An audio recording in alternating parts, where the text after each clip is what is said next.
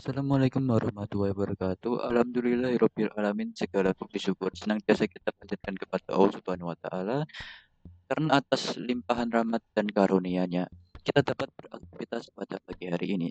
Sholawat serta salam semoga senantiasa kita curahkan kepada junjungan Nabi kita Nabi Muhammad Shallallahu alaihi wasallam beserta keluarga, sahabat dan umatnya sampai akhir zaman.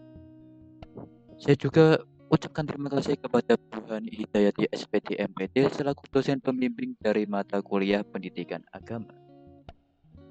Pada kesempatan hari ini izinkan saya berbicara tentang ekonomi dan Islam. Kita masyarakat Indonesia dan sebagai negara dengan mayoritas penduduk muslim terbesar di dunia, Islam memiliki peran yang sangat penting dalam kehidupan sosial, budaya, dan tentunya dalam bidang ekonomi di Indonesia. Sebelum kita masuk ke materi, perkenalkan terlebih dahulu saya Raihan Valentino Rokim dengan NIM 2024 53033 dari Prodi Sistem Informasi Fakultas Teknik.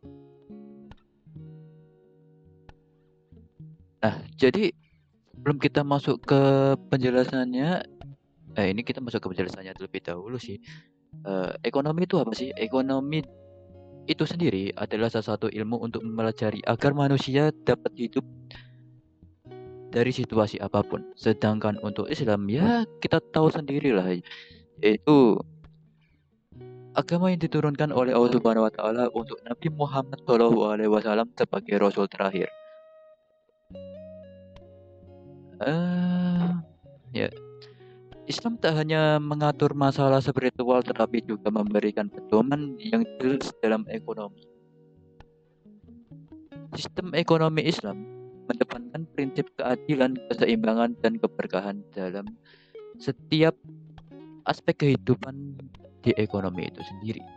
Salah satu ajaran penting dalam Islam adalah muamalah yang mengatur bagaimana manusia itu dapat berinteraksi dalam kegiatan ekonomi termasuk dalam perdagangan, investasi, dan keuangan itu sendiri.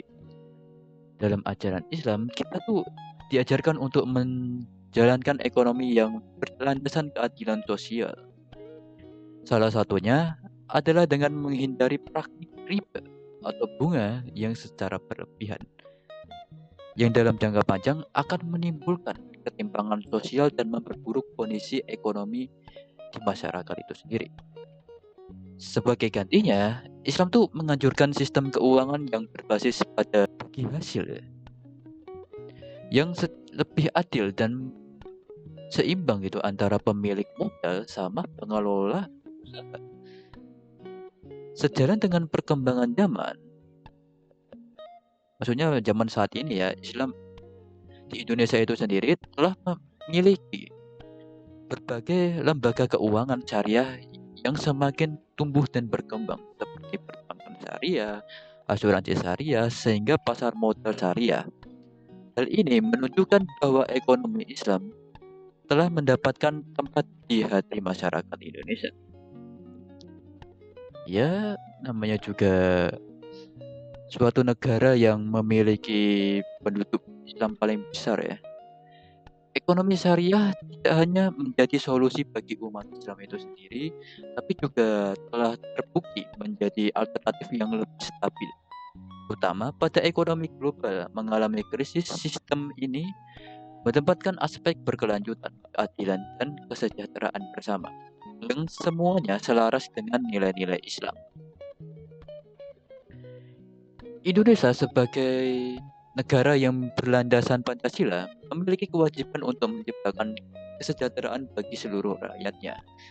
Dengan mengadopsi prinsip-prinsip ekonomi Islam, kita dapat menciptakan ekonomi yang lebih inklusif, di mana setiap individu mendapatkan kesempatan yang sama untuk sejahtera tanpa adanya eksploitasi pihak antara pihak satu sama pihak yang lain gitu. Prinsip-prinsip seperti zakat, wakaf, dan sedekah juga memainkan peran penting dalam ekonomi Islam. Zakat misalnya bukan hanya kewajiban tetapi juga solusi untuk mengurangi kemiskinan dan meningkatkan kesejahteraan masyarakat secara umum. Dengan distribusi kekayaan yang lebih rata, zakat dapat membantu menciptakan masyarakat yang lebih lebih adil dan sejahtera. Oleh karena itu, sudah saatnya kita semakin mengembangkan dan memperhatikan prinsip-prinsip ekonomi Islam dalam kehidupan sehari-hari. Tidak hanya untuk umat Islam, tapi untuk seluruh masyarakat Indonesia agar kita dapat mewujudkan ekonomi yang lebih adil, seimbang dan penuh keberkahan. Karena masih ada waktu, aku bakal ngomongin tentang salah satu orang-orang yang menjual ini ya, masih ramai pada belakangan ini tentang garam syariah gitu. Mereka tuh menjual dengan harga 100.000, padahal modal mereka dengan cuma 10.000 doang kan, baru dapetin segitu 1 kilo atau berapa. Tujuannya buat mereka buat ngejual garam syariah tuh buat apa gitu loh. Ya tentu keuntungan diri sendiri gitu kan, karena kalau bisa dilihat dari iklan-iklan yang ada, entah itu dijual di Shopee atau apa, mereka tuh promosiin pakai AI, dengan AI. Walau mereka pakai AI itu banyak yang beli sampai 10.000 gitu loh. Dengan embel-embel garam yang telah dikasih syariah oleh tokoh-tokoh agama yang ada di luar sana gitu kan. Sebenarnya ini tuh udah masuk ke ranah yang tidak baik buat masyarakat sendiri. Lebih baik nggak usah dibeli lah garam-garam kayak gitu. Yang apa namanya memperjualkan sesuatu yang berhubungan dengan agama gitu kan. Saya harap tuh semoga ekonomi syariah di Indonesia tuh dapat semakin maju, memberikan manfaat yang lebih besar bagi seluruh masyarakat dan menjadi pondasi yang kokoh bagi pembangunan bangsa. Pidato saya hari ini semoga bisa tersampaikan ya, karena keluh kesah juga gitu. Sampai jumpa lagi di lain waktu. Wassalamualaikum warahmatullahi wabarakatuh.